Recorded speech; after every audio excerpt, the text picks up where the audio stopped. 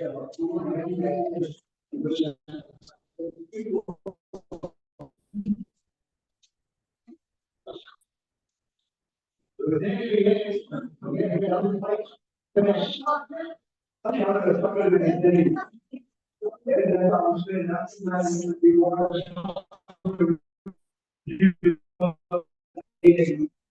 is 1900 production. The factor to look to. This would be a very good spell overall in the market. A single would finish a fabulous spell of bowling. 2 for 21 from his 4, 17 gone, it's 1-1-5 for 5.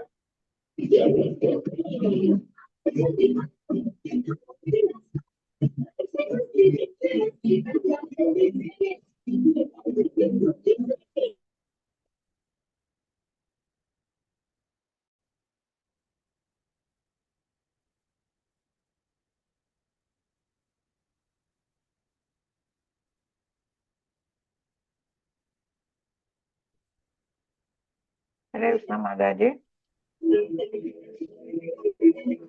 Hare Hare Krishna Mataji, Hare Krishna. Hare Krishna. ഹരേ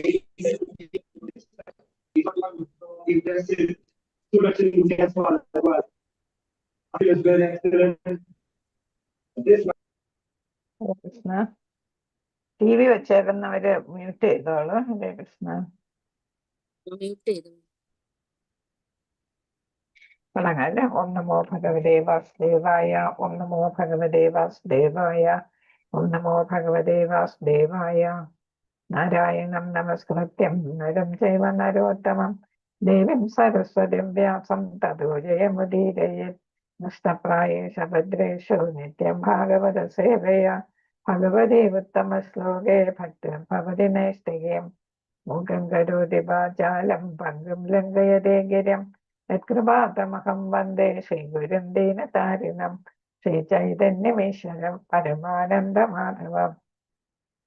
ഓമജ്ഞാനതിമിരാന്ധസ്യ ജ്ഞാനാഞ്ജനശലാകയ ചക്ഷുരുന്മീലിതം യേന തസ്മൈ ശ്രീഗുരവേ നമഃ.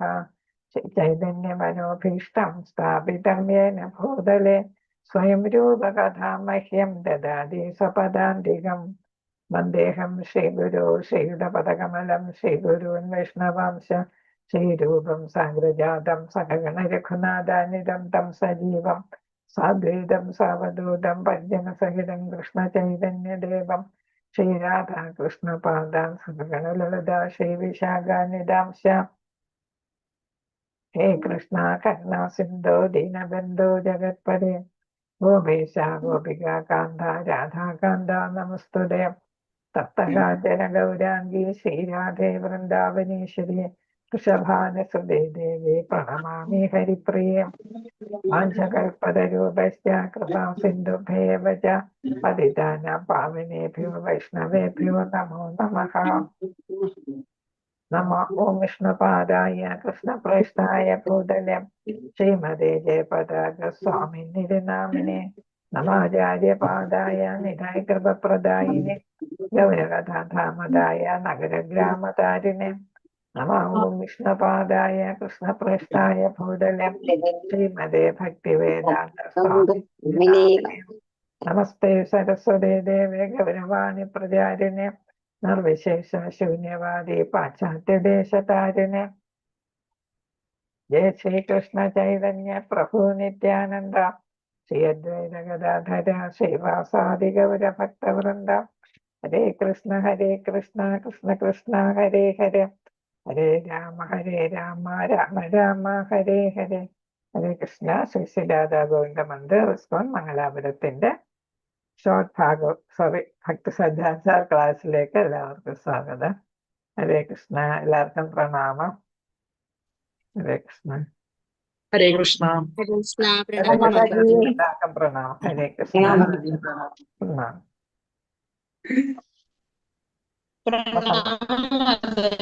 പ്രണാമം. Hare Krishna. ഹരേ കൃഷ്ണ. പ്രണാമം.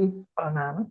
നമ്മളിപ്പോ പഠിച്ചുകൊണ്ടിരിക്കുന്നത് എങ്ങനെയാണ് പ്രചാരണം നടത്തുന്നത് എന്ന് വെച്ചാല് പ്രീച്ചിങ് എന്നാണ് ഇംഗ്ലീഷിലല്ലേ വരുന്ന പ്രീച്ചിങ്. അപ്പോ നമ്മൾ പഠിച്ച ഭഗവാനെ കുറിച്ച് കാര്യങ്ങൾ മനസ്സിലാക്കി കഴിയുമ്പം ഒരാള് വേറൊരാളിന് പറഞ്ഞു കൊടുക്കുകയാണെങ്കിലും ഏത് പേര് വിളിക്കാം? പ്രീച്ചിങ് എന്ന് പറയാം അല്ലെ, പ്രചാരണം എന്ന് പറയാം. അപ്പൊ ഒരാള് വേറൊരാളിന് പറഞ്ഞു കൊടുത്താലും ഒരാൾ ഒരു ഗ്രൂപ്പായിട്ടുള്ള ആളുകൾക്ക് പറഞ്ഞു കൊടുത്താലും എന്താണെങ്കിലും അത് ഏത് പേരിൽ വിളിക്കും? പ്രചാരണം എന്ന് വിളിക്കും. അപ്പൊ നമ്മളിവിടെ പഠിച്ചു വിനീതമായ മനോഭാവത്തിലായിരിക്കണം നമ്മൾ പറഞ്ഞു കൊടുക്കേണ്ടത് അല്ലേ. അല്ലാതെ ഞാൻ ഭക്തനാണ്, ഭഗവാനെ കുറിച്ച് എനിക്ക് ഒരുപാട് അറിയാം എന്നുള്ള ഒരു ശ്രേഷ്ഠ മനോഭാവത്തോടെ ആയിരിക്കരുത് പറഞ്ഞു കൊടുക്കേണ്ടത്. നമ്മൾ എപ്പോഴും ഹമ്പിൾ ആയിരിക്കണം. വിനയം അല്ലേ, അങ്ങേയറ്റത്തെ വിനയമാണ് നമുക്ക് വേണ്ടത്. അപ്പൊ നമുക്കറിയാം, ഇപ്പൊ നമ്മൾ ചെറിയ ഉദ്യോഗസ്ഥന്മാരൊക്കെ വലിയ അഹങ്കാരമൊക്കെ, നമ്മളിപ്പോ ഒരു ഓഫീസിൽ പോയാൽ തന്നെ നമുക്കറിയാം അവിടെ താഴ്ന്ന തരത്തിലുള്ളവരായിരിക്കും ഒരുപാട് ഗമ കാണിക്കുന്നത് അല്ലേ. അതേസമയം അവിടുത്തെ വലിയ ഓഫീസർ കാണിക്കത്തില്ല. അതുപോലെ നമ്മുടെ പ്രൈം മിനിസ്റ്റർ, ഒരു രാജ്യത്തിന്റെ ഏതൊരു രാജ്യത്തിന്റെയും പ്രൈം മിനിസ്റ്റർ, പ്രസിഡന്റ്, അവരൊക്കെ അങ്ങേയറ്റം ലാളിത്യമുള്ളവരായിരിക്കും. അതേപോലെ തന്നെ വിനയമുള്ളവരും ആയിരിക്കും അല്ലെ. അപ്പൊ നമ്മൾ ഉയർന്ന തസ്തികളിലോട്ട് പോകുമ്പോൾ തോറും, അതേപോലെ വിദ്യാഭ്യാസം കൂടും തോറും, അതേപോലെ ഭഗവാനെ കൂടുതൽ മനസ്സിലാക്കും തോറും അത്രയ്ക്കും നമ്മൾ അപ്പോഴെന്ത് ചെയ്യണം? താഴ്ന്നു വരണം, വിനയത്തോടെ ആയിരിക്കണം അല്ലെ. നമ്മൾ പറയാം ഒരു പുല്ലിനെ പോലെ എന്ന് വെച്ചാല്, പുല്ലെന്ന് വെച്ചാൽ ചവിട്ടി തേച്ചാലും അത് പിന്നെ ഉയർന്നു നിൽക്കും അല്ലെ. ചവിട്ടി തേച്ചാലും അതിന് പരാതിയില്ല.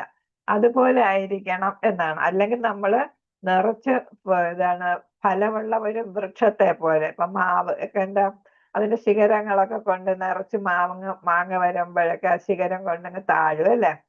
ചെറിയ ശിഖരങ്ങളൊക്കെ താഴും. ഈ ഫലം. അപ്പൊ ഫലം അതിലുണ്ടാകുമ്പോ അത് വിനയം കാണിക്കുന്നു എന്നാണ് അത് പറയുന്നത്. വൃക്ഷം എപ്പോഴും വിനയത്തിന്റെ ഉദാഹരണമായിട്ടാണ് പറയുന്നത്.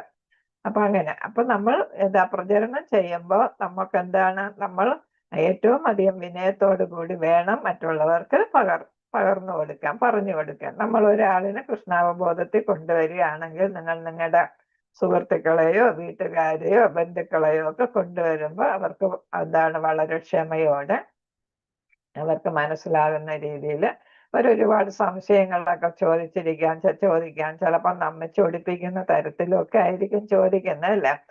അപ്പൊ അതിനൊക്കെ നമ്മൾ വളരെ സംയമനം പാലിച്ച് അവരെ പറഞ്ഞ് മനസ്സിലാക്കിയിട്ട് വേണം കൃഷ്ണന്റെ ഭക്തനാക്കി മാറ്റാൻ.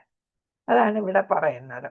അടുത്ത് പ്രചാരണം ചെയ്യുമ്പോൾ ആത്മീയ ഗുരുവിന്റെ വാക്കുകൾ ആവർത്തിച്ച് അദ്ദേഹത്തിന്റെ സന്ദേശം തപാൽമാനെ പോലെ പറയണം. അത് നമ്മൾ ഇന്നലെ പഠിച്ചതല്ലേ. എന്ന് വെച്ചാൽ നമ്മൾ അതില് ആശയത്തിന് മാറ്റം വരുത്തരുത്. ഞാനിപ്പോ ഒരു സെന്റൻസ് വായിച്ച് അതിന് നമ്മൾ ഉദാഹരണം കൊടുത്ത് എക്സ്പ്ലെയിൻ ചെയ്യും അല്ലേ. അപ്പൊ അവിടെ ആശയത്തിന് മാറ്റം വരുന്നില്ല, പക്ഷെ മനസ്സിലാക്കുന്ന തരത്തിൽ അതിനെ നമ്മൾ വിവരിച്ചു കൊടുക്കും അല്ലെ, വിവരണം കൊടുക്കാം. അങ്ങനെ ചെയ്യാവൂ, ആശയം മാറാൻ പാടില്ല. ഇപ്പൊ നമ്മൾ പറയുന്നു, ശ്രീകൃഷ്ണൻ തന്നെ അർജുനനോട് പറഞ്ഞു, ഞാൻ ശരീരമല്ല, ഞാൻ ആത്മാവാണ് എന്ന് പഠിപ്പിച്ചു അല്ലെ. അതേ കാര്യം തന്നെയാണ് ശ്രീല പ്രഭുപാദർ നമുക്കും പറഞ്ഞു തരുന്നത്. നമ്മൾ മറ്റുള്ളവർക്ക് പകർന്നു കൊടുക്കുമ്പോഴും ആശയം അത് തന്നെ ആയിരിക്കണം. അതിന് നമ്മൾ എക്സ്പ്ലനേഷൻ കൊടുക്കുമ്പോൾ ഉടുപ്പ് മാറ്റുന്നത് പോലെയുള്ളൂ അല്ലെ, ആത്മാവ് ഒരു ശരീരത്തിൽ നിന്ന് മറ്റൊരു ശരീരത്തിലേക്ക് പ്രവേശിക്കുന്നത് എന്നൊക്കെ നമ്മൾ അതിന് കുറച്ചുകൂടെ വിശദീകരണം കൊടുക്കാം. ഹരേ കൃഷ്ണ. അപ്പൊ ഇവിടെ പറയുന്നു, ഒരാൾ പ്രസംഗിക്കുന്ന, അതൊക്കെ നമ്മൾ കഴിഞ്ഞ ക്ലാസ്സിൽ പറഞ്ഞതാണ്. ഇപ്പൊ ഇനി ബാക്കി വരുമ്പോ, ഒരാൾ പ്രസംഗിക്കുന്ന വ്യക്തിയോട് അനുകമ്പയും കരുതലും കാണിക്കണം. ഒരാൾ അവരുടെ ഭൗതിക പ്രശ്നങ്ങളിൽ ശ്രദ്ധ ചെലുത്തിക്കൊണ്ട് സംസാരിക്കണം. അപ്പൊ നമ്മൾ ഒരു പ്രചാരണം നടത്താൻ പോകുമ്പോൾ നമ്മൾ സംസാരിക്കുന്ന വ്യക്തിക്ക് ഒരുപാട് പ്രശ്നങ്ങൾ കാണും അല്ലെ. അപ്പൊ അവരടുത്ത് പറയുകയാണ്, യമനിയമങ്ങളെല്ലാം അതേപോലെ പാലിക്കണം എന്നൊക്കെ നമ്മൾ പറയും. അപ്പൊ യമനിയമങ്ങൾ എന്ന് പറയുമ്പോൾ ചായ കാപ്പി എല്ലാം അതിൽ പെടും അല്ലെ. അപ്പൊ നമ്മളൊരു വ്യക്തിയോട് പറയുന്നത്, പക്ഷെ അവരുടെ വീട്ടില് ചായ ഉണ്ടാക്കാതിരിക്കാനും കാപ്പി ഉണ്ടാക്കാതിരിക്കാനും അല്ലെങ്കിൽ മുട്ട കഴിക്കാതിരിക്കാനും ഒന്നും പറ്റാത്ത ഒരവസ്ഥയായിരിക്കാം. അപ്പൊ നമ്മൾ അവരോട് അനുകമ്പയും കരുതലും വേണം സംസാരിക്കാൻ. അപ്പൊ അവരടുത്ത് പറയാൻ, ഇന്ന് ഇന്ന് തന്നെ ചായയും കാപ്പിയും ഒന്നും നിർത്തണ്ട, ഒന്ന് പരീക്ഷിച്ച് നോക്ക്. നമുക്ക് കുറച്ച് ദിവസം 5-6 ദിവസം ആകുമ്പോ നമുക്കത് നിർത്താനായിട്ട് പറ്റുമോന്നൊന്ന് നോക്ക് എന്നൊക്കെ നമ്മൾ പറയത്തില്ലേ. അപ്പൊ അല്ല ഇന്ന് മുതൽ അങ്ങ് ചെയ്യണം എന്നൊക്കെ നമ്മൾ പറഞ്ഞാൽ ആർക്കും അത് പാലിക്കാൻ പറ്റൂല. എന്ന് വെച്ചാൽ നമ്മൾ അത് കുടിച്ച് ശീലിച്ചിരിക്കുന്നതാണ് അല്ലെ. അപ്പൊ ഒറ്റയടിക്ക് നമുക്ക് നിർത്താൻ പറ്റത്തില്ല. ഗ്രാജുവൽ ആയിട്ട് ഇപ്പൊ ഒരു ദിവസം 4 പ്രാവശ്യം ചായ കുടിക്കുന്ന ആളിന്റെ അടുത്ത് നമുക്ക് പറയാം, നീ 1 പ്രാവശ്യം കുടിക്കുന്നത് കുറയ്ക്ക് എന്ന് പറയാം. അത് കഴിഞ്ഞിട്ട് പറയാം 2-3 ദിവസം ആകുമ്പോൾ എന്ത് പറയാം, 2 പ്രാവശ്യം കുടിക്കുന്നത് കുറയ്ക്ക് എന്നാ. അപ്പൊ അങ്ങനെ കുറച്ച് വരുമ്പോ നമുക്ക് ചായ കുടിക്കണ്ട എന്നുള്ള ഒരവസ്ഥയില് അവരെത്തും. അപ്പൊ ഗ്രാജുവലി അവരുടെ ശരീരവും മനസ്സും എല്ലാം അതുമായിട്ട് ഇഴുകി ചേരാനായിട്ട് ഇണങ്ങി വരാനായിട്ടുള്ള ഒരു സമയവും സാവകാശവും ഒക്കെ നമ്മൾ കൊടുക്കണം. അല്ല എല്ലാ നിയമങ്ങള് അപ്പൊ തന്നെ ചെയ്യണം, 1 ദിവസം കൊണ്ട് ചെയ്യണം, 2 ദിവസം കൊണ്ട് ചെയ്യണം എന്നൊന്നും പറയാൻ പറ്റില്ല. അപ്പൊ നമ്മൾ ഗ്രാജുവലി പതുക്കെ അതിന്റെ അളവ് കുറച്ച് നമുക്ക് ചായയും കാപ്പിയും ഇല്ലാതെ, അതേപോലെ തന്നെ ഉള്ളിയും വെളുത്തുള്ളി അല്ല, അതും അതേപോലെ തന്നെ വീട്ടിൽ ഉള്ളിയും വെളുത്തുള്ളി ഇല്ലാതെ ഫുഡ് ഉണ്ടാക്കി ആരും കഴിക്കത്തില്ല എന്നൊക്കെ പറയും. അപ്പൊ നമുക്ക് എന്ത് ചെയ്യാം, അവരോട് പറയണം. അതാണ് ഒരു കരുതൽ എന്ന് പറയണം. അവരോട് പറയാം, നിങ്ങൾക്കുള്ളത് ഇച്ചിരി അങ്ങ് മാറ്റി വെച്ചിട്ട് ബാക്കിയിൽ ഉള്ളിയും വെളുത്തുള്ളിയും അത് ചേർത്ത് കൊടുക്കുക എന്ന് പറയാം അല്ലെ. അപ്പൊ മറ്റുള്ളവരുടെ ടേസ്റ്റിന് വ്യത്യാസം വരത്തില്ല. കുറേശ്ശെ എന്താണ് നമ്മളപ്പോ ഉള്ളിയും വെളുത്തുള്ളിയും ഇല്ലാതെ കഴിച്ച് ശീലിക്കും. ഗ്രാജുവലി നമുക്ക് അവരുടെ ഇതിലും ഉള്ളിയും വെളുത്തുള്ളിയും ഇല്ലാതെ കൊടുക്കാൻ പറ്റും എന്നുള്ളത്. അപ്പൊ ഒരു ദിവസം കൊണ്ട് എല്ലാം നിർത്താൻ പറ്റൂല, പതുക്കെ നിർത്താം. അപ്പൊ അതാണ് പറയുന്നത്, അനുകമ്പയും കരുതലും ഒക്കെ കാണിക്കണം എന്നാണ്. അപ്പൊ അവർക്കൊരു സാവകാശം കൊടുത്ത് വേണം അതിൽ നിന്ന് നമ്മൾ നിയമങ്ങളൊക്കെ അവരെ കൊണ്ട് പാലിക്കാനായിട്ട്.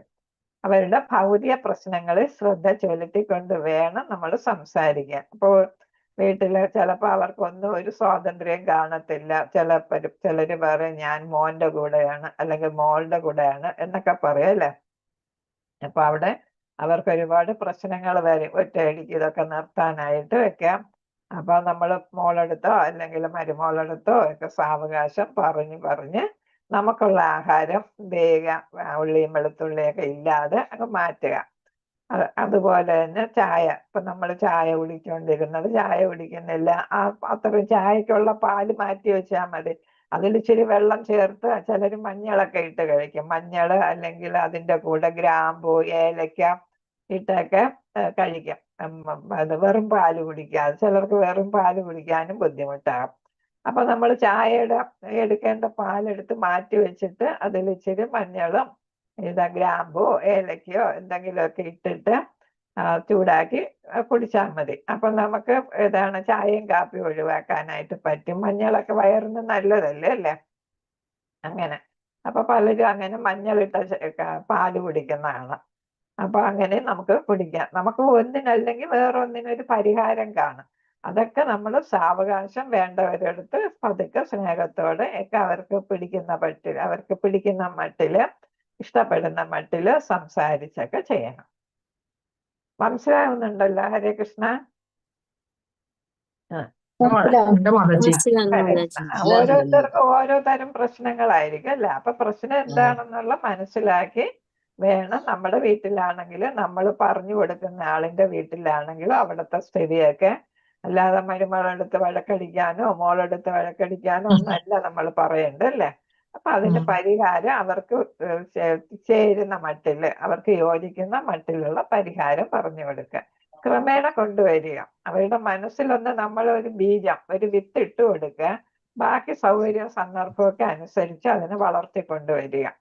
പിന്നെ അവർക്ക് നാമം ജപിക്കുമ്പോൾ അതിനുള്ള ശക്തിയും ഇതും ഒക്കെ കിട്ടിക്കോളും എന്നുള്ളതാണ്. നമ്മൾ ഹരേ കൃഷ്ണ മഹാമന്ത്രം ജപിച്ചു കഴിയുമ്പോൾ നമുക്ക് നമ്മൾ ആഗ്രഹിക്കുന്ന തരത്തിൽ കാര്യങ്ങൾ കൊണ്ടുവരാനായിട്ട് പറ്റും. ഒരാൾ സത്യം പറയണം, എന്നാൽ ദേശം, കാലം, പാത്രം, അതായത് സ്ഥലം, സമയം, ആളുകൾ എന്നിവ അനുസരിച്ച് വേണം പറയാനായിട്ട്. അപ്പൊ നമ്മൾ സത്യമേ പറയാവൂ, സത്യമേവ ജയതേ എന്നൊക്കെ നമ്മൾ പറയുമല്ലേ. അപ്പൊ കള്ളം പറയരുത്. എന്നാലും നമ്മൾ മുഖത്ത് നോക്കി നമ്മൾ ഉദാഹരണം പറഞ്ഞാല് ഇപ്പൊ മുഖത്ത് നോക്കി ഒരാളിന്റെ അടുത്ത് പറയാം. അപ്പൊ ആ ഒരു കുട്ടിയെടുത്ത് പറയുന്ന കുട്ടി നല്ല ഇച്ചിരി ഡാർക്ക് കളറൊക്കെയാണ്. അപ്പൊ ആ കുട്ടിയെടുത്ത് മുഖത്ത് നോക്കി പറയണോ, ഈ കറുപ്പ് നിറം നിന്റെ നീ ഒട്ടും കൊള്ളാത്തതായിട്ട് കാണുന്നു അല്ലെ, നിന്റെ ഈ കറുപ്പ് നിറഞ്ഞ ഇതുപോലെ ഒരു കറുപ്പ് നിറം ആർക്കും കണ്ടിട്ടില്ല എന്നൊക്കെ പറയുമ്പോൾ കറുപ്പ് നിറമാണ് ആ കുട്ടി എന്നുള്ളത് സത്യമാണ്. പക്ഷെ നമ്മൾ മുഖത്ത് നോക്കി പറയുമ്പോൾ ആർക്കെങ്കിലും ഇഷ്ടപ്പെടുക ഇല്ല. നമ്മൾ പകരം പറയും കറുപ്പിന് 7 അഴകാണെന്നാണ് ഗ്രന്ഥങ്ങളിലൊക്കെ പറയുന്നത് എന്നൊക്കെ പുകഴ്ത്തിയൊക്കെ പറഞ്ഞിട്ട് നമുക്ക് വേണമെങ്കിൽ ആ കുട്ടി കറുപ്പ് നിറമാണെന്ന് നമുക്ക് സ്ഥാപിക്കാൻ പറ്റും. പക്ഷെ നമ്മൾ അങ്ങനെ സ്ഥാപിച്ചിട്ടൊന്നും നമുക്കൊന്നും നേടാനില്ല അല്ലേ? അപ്പൊ നമ്മൾ എന്താണ് ആവശ്യമില്ലാത്ത സത്യങ്ങൾ പറയാൻ പോകരുത്. മറ്റുള്ളവർക്ക് വിഷമം ഉണ്ടാക്കുന്ന സത്യങ്ങൾ കഴിയുന്നതും മുഖത്ത് നോക്കി പറയാൻ പോകരുത് എന്നുള്ളതാണ്. അപ്പം പക്ഷെ നമ്മൾ സത്യം തന്നെ പറയണം എന്നുള്ളതാണ്. അപ്പൊ പറയുന്നതിലും ഏതാണ് കാലവും ദേശവും ഒക്കെ നോക്കി ആരോടാണ് പറയുന്നത്. ചിലരെടുത്ത് മുഖത്ത് നോക്കി പറഞ്ഞാൽ അവർക്ക് ഒരു കുഴപ്പമില്ല. എനിക്കറിയാം ഞാൻ കറുപ്പാണെന്ന് എന്നവര് പറയല്ലേ, ഞാൻ അത് അംഗീകരിച്ചിട്ടുണ്ട് എന്നുള്ളത് അവര് പറയും. ചിലർക്കത് ഭയങ്കര മനോവിഷമം ഉണ്ടാക്കും. അപ്പൊ നമ്മൾ അതേപോലെ തന്നെ ഇവിടെ ഭഗവാന്റെ കാര്യങ്ങൾ പറയുമ്പോൾ ഒരു ക്രിസ്ത്യാനി അടുത്ത് പോയി പെട്ടെന്ന് പറയുമ്പോൾ, അല്ലെങ്കിൽ ഇതില് ഭഗവാനിലൊന്നും വിശ്വസിക്കാത്തവരടുത്ത് പോയി പറയുമ്പോൾ ഒക്കെ ശ്രദ്ധിച്ചു വേണം പറയാൻ എന്നുള്ളതാണ്. നമ്മൾ അടിയിട്ടാതെ നമ്മളും നോക്കണം. അവർക്ക് പിന്നെ മനസ്സിന് വിഷമം ഉണ്ടാക്കാത്ത തരത്തില് ക്രമേണയാണ് ആളുകളെ മാറ്റി നമ്മുടെ കൃഷ്ണാവബോധത്തിൽ നമ്മൾ കൊണ്ടുവരേണ്ടത്. അപ്പൊ സത്യം പറഞ്ഞാലും അതിനൊരു നയം വേണം. ഇപ്പൊ ഭഗവാൻ കൃഷ്ണനാണ് പരമദിവ്യോത്തമ പുരുഷൻ എന്ന് ശിവന് പിന്നെ ആരാധിക്കുന്ന ഒരാളിന്റെ അടുത്ത് പറഞ്ഞാല് ഇഷ്ടപ്പെടത്തില്ല അല്ലെ? അപ്പൊ അവിടെ പറയുന്ന ശിവന് ഭഗവാന്റെ ഒരു ഭയങ്കര ഭക്തനാണ്. ശിവന് കേട്ടിട്ടില്ലേ നമ്മൾ ഓരോ പുരാണങ്ങളിലോ നമ്മൾ ഇതിലൊക്കെ കാണുന്നത് ശിവനും പിന്നെ കൃഷ്ണനും കൂടെ ആലിംഗനം ചെയ്തുകൊണ്ടിരിക്കുന്നത്. അപ്പൊ അവര് ഭയങ്കര ഭക്തരാണ്, പരസ്പരം അങ്ങോട്ടും ഇങ്ങോട്ടും ഭയങ്കര ഭക്തിയാണ്, ബഹുമാനമാണ് എന്നൊക്കെ പറഞ്ഞ് നമുക്ക് അവരെയും കൂടെ നമുക്ക് ഭഗവാനെ ഇഷ്ടപ്പെടുന്ന തരത്തില് മാറ്റിയെടുക്കുക. അതൊക്കെ ഓരോരുത്തരുടെ ഒരു കഴിവാണ് അല്ലെ, നയമാണ്. നമ്മൾ ഭഗവാന്റെ ഭക്തനാക്കി അവരെ മാറ്റണം. പക്ഷെ നേരിട്ട് പറഞ്ഞ് മാറ്റുമ്പോ നമ്മൾ കൃഷ്ണനെ കുറിച്ച് ഒരുപാട് പുകഴ്ത്തി പറയുമ്പോ അവർക്ക് ചിലപ്പോ ഇഷ്ടപ്പെടത്തില്ല. അപ്പൊ അവർക്ക് ഇഷ്ടപ്പെടുന്ന തരത്തില് അവർ ഏതെല്ലാം വിശ്വസിക്കുന്നതെന്ന് വെച്ചാൽ അതും കൂടെ ചേർത്ത് പറഞ്ഞ് അവരെ പതുക്കെ നമുക്ക് കൃഷ്ണാവബോധത്തിൽ കൊണ്ടുവരാനായിട്ട് സാധിക്കും. അതാണ് സ്ഥലം, സമയം, ആളുകൾ എന്നൊക്കെ പറഞ്ഞത്. അപ്പൊ അവരുടെ സന്ദർഭമൊക്കെ നോക്കിയിട്ട് വേണം നമ്മൾ ഏത് തരത്തിലുള്ള ആളുകളാണ് എന്നുള്ളതൊക്കെ നോക്കണം. പറയുന്ന കാലം നോക്കണം. അവർക്ക് ഭഗവാനിലെ വിശ്വാസം ഇല്ലാത്ത ഒരാളാണെങ്കിൽ ഭഗവാന്റെ കാര്യം അപ്പൊ പോയി പറഞ്ഞാല് ശരിയാകത്തില്ല. അപ്പൊ ഒരു സമയം സൗകര്യം അനുസരിച്ച് നമ്മൾ പതുക്കെ വേണം അതൊക്കെ ചെയ്യാനെന്നാണ്. ആളുകളെ കൃഷ്ണാവബോധമുള്ളവരാക്കുക എന്നതാണ് നമ്മുടെ ലക്ഷ്യം. ഇത് മനസ്സിൽ വെച്ചുകൊണ്ട് നാം പ്രചാരണവും ആവശ്യമുള്ളത് ചെയ്യുകയും വേണം. അപ്പൊ അവരെങ്ങനെയാണ് ഇപ്പൊ ഭഗവാന്റെ പ്രസാദമൊക്കെ കൊടുക്കുക. ചിലർക്ക് പ്രസാദം ഭഗവാന്റെ എന്ന് പറഞ്ഞ് കൊടുത്താൽ ഇഷ്ടപ്പെടത്തില്ല. അപ്പൊ നമ്മൾ അങ്ങനെ ഭഗവാന്റെ പ്രസാദം എന്ന് പറയാത്ത തരത്തിൽ അവരെ കൊണ്ട് പ്രസാദം നമുക്ക് കഴിപ്പിക്കാം. ഇപ്പൊ പ്രസാദം കഴിപ്പിക്കുമ്പോ ഭഗവാന്റെ ഉച്ഛിഷ്ടമാണ് നമ്മൾ കൊടുക്കുന്നത് അല്ലെ? അപ്പൊ അവർക്ക് ക്രമേണ ഭഗവാനില് നാച്ചുറൽ ആയിട്ട് തന്നെ ഭഗവാനോട് ഇഷ്ടം തോന്നും എന്നാണ് പ്രഭുപാദരെല്ലാം പറയുന്നത്. അപ്പൊ അതുകൊണ്ടാണ് പ്രഭുപാദർ എല്ലാവർക്കും ഭഗവാന്റെ പ്രസാദം കൂടുതൽ കൊടുത്ത്, ഹിപ്പികളെയൊക്കെ അങ്ങനെയാണ് കൊണ്ടുവന്നത് അല്ലെ? അമേരിക്കയിൽ പോയിട്ട് ഹിപ്പിയൊക്കെല്ലാം പ്രസാദം കൊടുത്താണ് അവരെ എല്ലാം കൃഷ്ണാവബോധത്തിൽ കൊണ്ടുവന്നത്. അപ്പൊ അതൊരു നല്ലൊരു രീതിയാണ്.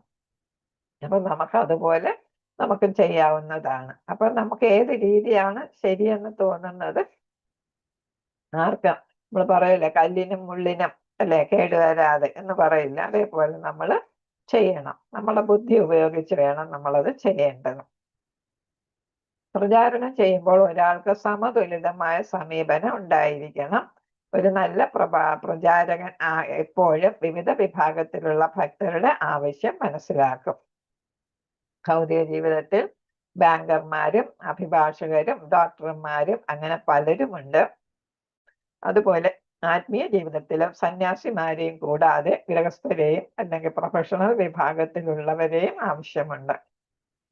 എപ്പോഴും സന്നദ്ധരായ സ്ഥാനാർത്ഥികൾ ഉണ്ടായിരിക്കും. ഭക്തരുടെ വൈവിധ്യങ്ങൾ ആവശ്യവുമാണ്. അപ്പൊ ഇവിടെ പറയുന്ന നമ്മൾ പെട്ടെന്ന് കോപിക്കുകയോ അങ്ങനെയൊന്നും ചെയ്യുന്ന നമ്മൾക്ക് ഭഗവാനെ നമ്മുടെ ഭഗവാന് പറയുമ്പോൾ നമുക്ക് ഇഷ്ടപ്പെടത്തില്ല അല്ലെ?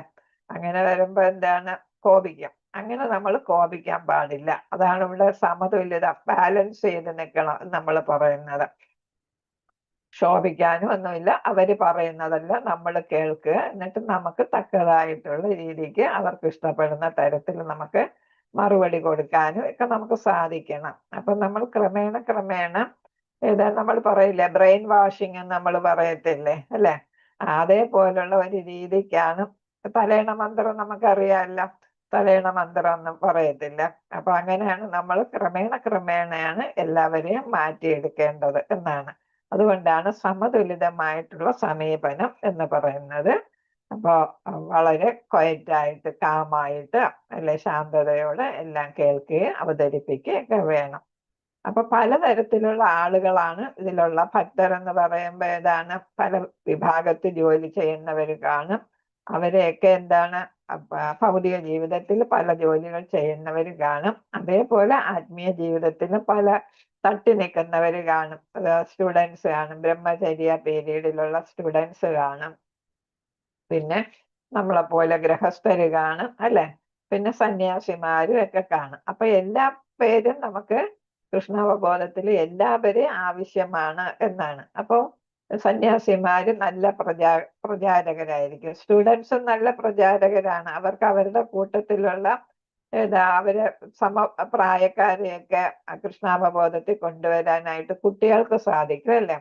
അപ്പൊ നല്ലൊരു മാതൃകയായിട്ട് ഒരു കുട്ടി മാറുകയാണെങ്കിൽ, കൃഷ്ണാവബോധം ഉള്ള ഒരു കുട്ടി മാറുകയാണെങ്കിൽ, അത് കണ്ടിട്ട് ബാക്കി കുട്ടികളും അതൊക്കെ ചോദിച്ചറിയും. എങ്ങനെയാടാ നീ ഇന്ന്, അല്ലെങ്കിൽ നിങ്ങൾ എങ്ങനെയാടാ എന്നൊക്കെ ചോദിക്കും. കൃഷ്ണാവബോധത്തിൽ വന്ന എന്തൊക്കെയാണ്, എന്തൊക്കെ ചെയ്യണം, എന്തൊക്കെ ഗുണങ്ങളുണ്ട് എന്നൊക്കെ. അപ്പൊ ആ കുട്ടി പറയും, എനിക്ക് ഒരുപാട് കോൺസെൻട്രേഷൻ പവറൊക്കെ കിട്ടിയിട്ടുണ്ട്, എനിക്കിപ്പൊ പഠിക്കാനൊക്കെ നല്ല പറ്റുന്നു, എനിക്ക് ടെൻഷൻ ഒന്നും ഇല്ല. ഇപ്പൊ ടെൻഷനൊക്കെ വരുമ്പോ ഞാൻ ഹരേ കൃഷ്ണ മഹാമന്ത്രം ജപിക്കും. അപ്പൊ എനിക്ക് ടെൻഷൻ ഒഴിവാക്കി കിട്ടും, പരീക്ഷ പേടിയൊന്നുമില്ല, എനിക്ക് എപ്പോഴും ഭഗവാൻ കൂടെ ഉണ്ടാകും എന്നുള്ള ഒരു തോന്നലുണ്ട്. അപ്പൊ ഞാൻ എൻ്റെ പഠിക്കാനുള്ള കാര്യങ്ങളൊക്കെ ഞാൻ അതാത് ഇതിൽ പഠിക്കും. എന്നിട്ട് എല്ലാ ദിവസവും ഞാൻ നാമം ജപിക്കും, അല്ലെങ്കിൽ കീർത്തനങ്ങൾ പാടും, ചൊല്ലും എന്നൊക്കെ പറയും. ഞാൻ ഇടയ്ക്കിടയ്ക്ക് ക്ഷേത്രത്തിലും ഒക്കെ പോകും. അങ്ങനെ കുറച്ചു നേരം അവിടെ എന്തെങ്കിലും പറ്റുമെങ്കിൽ സേവ ചെയ്യാനൊക്കെ പറ്റുമെങ്കിൽ അതൊക്കെ ചെയ്യും എന്നൊക്കെ പറഞ്ഞ് കൂട്ടുകാരെയും കൂടെ ഇത് കൊണ്ടുപോകാനായിട്ട് സാധിക്കും. പ്രഭുപാദർ തന്നെ ഭക്തി സിദ്ധാന്ത സരസ്വതിയെ കാണാനായിട്ട് പ്രഭുപാദർക്ക് ഒട്ടും ഇഷ്ടമില്ലായിരുന്നു, കോളേജിൽ പഠിച്ചിരുന്നപ്പോഴാണ്. അപ്പൊ ഒരു കൂട്ടുകാരനാണ് കൊണ്ടുപോയത്. അപ്പൊ കൂട്ടുകാരൻ കൊണ്ടുപോയി, കൂട്ടുകാരൻ ചിലപ്പോ ഭക്തനായി മാറിയില്ലായിരിക്കും. പ്രഭുപാദരാജാണ് ഉത്തമ ഭക്തനായിട്ട് മാറുകയും ചെയ്തു അല്ലെ? അദ്ദേഹത്തിന്റെ ഗുരുവിന്റെ ഏറ്റവും ശ്രേഷ്ഠനായിട്ടുള്ള ശിഷ്യനായിട്ട് മാറുകയും ചെയ്തു. അപ്പൊ അതേപോലെ കുട്ടികളെയും, അല്ലെങ്കിൽ നമ്മുടെ കൂട്ടുകാരെയും, മുതിർന്നവർക്കാണെങ്കിൽ ഗൃഹസ്ഥർക്കൊക്കെ ആണെങ്കിൽ ഒരുപാട് കൂട്ടുകാര് കാണും, എപ്പോഴും ഫോൺ ചെയ്യുകയൊക്കെ ചെയ്യുന്ന കൂട്ടുകാര് കാണും അല്ലെ? അപ്പൊ അവരുടെ അടുത്തൊക്കെ പറയാം, ഈ കാര്യങ്ങളൊക്കെ പറയാം. അപ്പൊ സ്വാതന്ത്ര്യമുള്ളവരടുത്തല്ല ഇതൊക്കെ പറയാം. അപ്പൊ ജോലി ചെയ്യുന്നിടത്താണെങ്കിൽ അതേപോലെ നമ്മള് ചിലർക്ക് തിലകമൊക്കെ ഇട്ട് പോയാൽ ചിലർക്ക് വലിയ ഇഷ്ടമായിരിക്കും തിലകം ഇട്ട് കാണുന്നതൊക്കെ. നമ്മള് വൈഷ്ണവ തിലകം ഇട്ട് പോയാലും ചിലർ കൊള്ളാമല്ലോ എന്നൊക്കെ വിചാരിച്ച് അവരും ചിലപ്പോ ഇട്ടു തുടങ്ങുമ്പോ ഭഗവാന് നമ്മൾ നമ്മുടെ ശരീരത്തിൽ സ്ഥാപിക്കുകയാണ് അല്ലെ? നെറ്റിയിലിടുമ്പോ ഇവിടെ ഓം കേശവായ നമഃ എന്ന് പറഞ്ഞ് നമ്മൾ ഇടുന്ന കേശവനെ ഇവിടെ സ്ഥാപിക്കുകയാണ്. അങ്ങനെയാണ് ശരീരത്തിന്റെ 12 ഭാഗങ്ങളിൽ നമ്മൾ ഭഗവാന്റെ ഓരോ നാമം ചൊല്ലിയാണ് ചന്ദനം ഇടുന്നത് അല്ലെ? ഗോപി ചന്ദനം ഇടുന്നത്. അപ്പൊ അവിടെയെല്ലാം നമ്മൾ പ്രധാനപ്പെട്ട ശരീരഭാഗങ്ങളാണ്, അവിടെയെല്ലാം നമ്മൾ ഭഗവാനെ കുടിയിരുത്തി എന്നാണ് പറയുന്നത്. അപ്പൊ നമുക്ക് ഒരു ശരീരത്തിനൊരു ഉന്മേഷം, ശരീരത്തിൽ ഭഗവാൻ ഉണ്ടെന്നുള്ള തോന്നൽ വരുമ്പോൾ നമുക്ക് മനസ്സിനുമൊക്കെ സന്തോഷം വരും, കാര്യങ്ങളൊക്കെ ചെയ്യാനായിട്ടൊക്കെ ഉള്ള ഉത്സാഹം.